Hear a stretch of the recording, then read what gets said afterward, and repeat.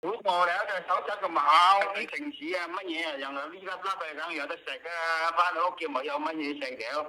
翻你食嘅粥佢啲人有雞啊通熱有時啲佢冇食藥嘅東西咧，應該冇乜嘢大問題。兩兄弟即係佢能唔能幫得到佢辦理個身份證，佢到入到醫院邊人哋收入咧，就使你兩兄弟去理嘅咧，佢嗰啲係長期收入噶。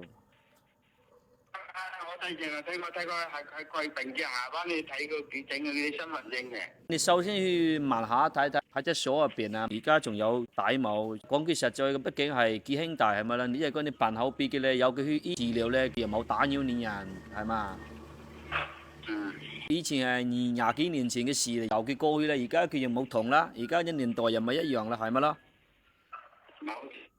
咁啊，佢手冊啲咩嘢我都冇清楚喎，依家我都冇知喎，佢係手冊好我都冇懂喎，一路來手冊咁啊好啊啲人喎。而家仲全部好㗎，每靚呢度有佢嘅通下視頻，即係講咧入邊嘅太太，佢個人都冇認得啦，佢講啊。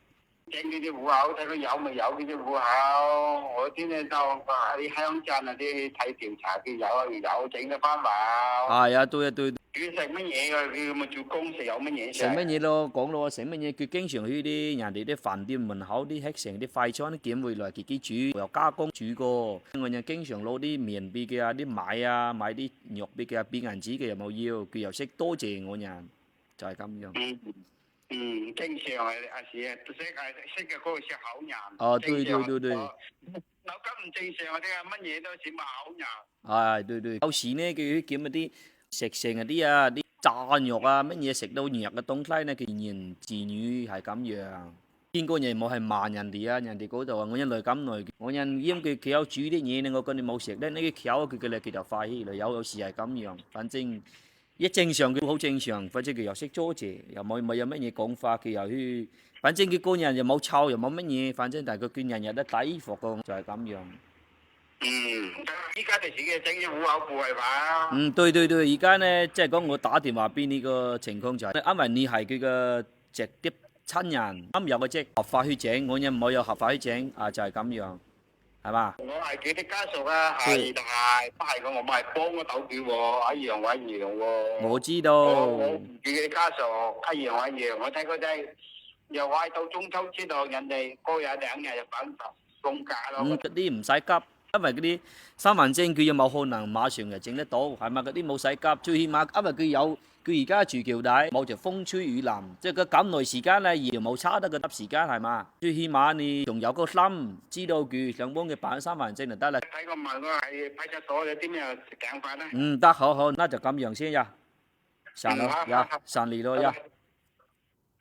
好，係咁呀。得啦。他大哥還是懷念感情呢，說話和他大哥的不一樣，是吧？大家都聽到他大哥呢，說到他呢，還是不像上次那樣子。你先幫我充100塊錢話費，那個就是他。來問一下海佬。Hello，你大佬佢講叫你請你去翻拍身份證喎。啊？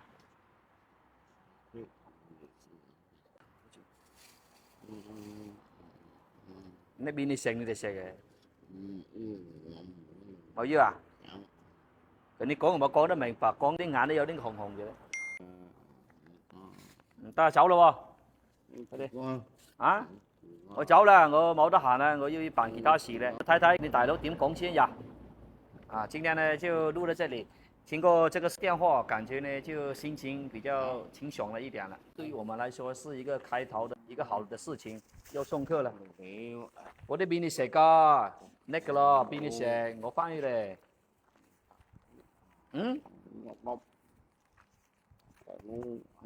啦。如果呢大佬願意同你辦身份證啦，你哋要翻去嘅喎，同你講喎。好。我呢啲俾你食嘅。đi đâu lòng tôi sợ ngồi dưới cái đấy là nhìn cái đấy phong à ngồi nha ngồi nha ngồi nha ngồi nha ngồi nhấp xuống đi phong à phong ơi 放火通常的时候呢是比较好客的，还送客的，是不是？哦，đã cùng đó.